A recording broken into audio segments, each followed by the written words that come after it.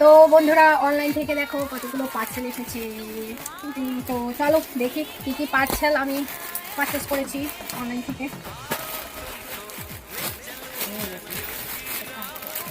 এই দেখো, চলো এই দেখো একটা শাড়ি নিয়েছি, দুর্গাপূজায় তো শাড়ি নিলাম না, তো এখন আমি শাড়ি অর্ডার করেছি ব্ল্যাক কালার।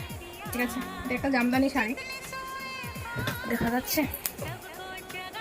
এই দেখো শাড়িটা কেমন হয়েছে, কমেন্ট করে জানাবে। এটা একটা জামদানি শাড়ি, অল বডিটাই কিন্তু এরকম ওয়ার্ক করা, জড়িয়ে ওয়ার্ক করা। এই দেখো, ঠিক আছে, এটা একটা গেল। তো এটা কিন্তু এই জামদানি শাড়িটার মধ্যে কিন্তু ব্লাউজ পিস নেই, ঠিক আছে, তার জন্য আমি একটা মেশিন করে ব্লাউজ পিস অর্ডার করেছি। এই দেখো, এই শাড়িটার সাথে যাবে কিনা কমেন্ট করে জানাবে।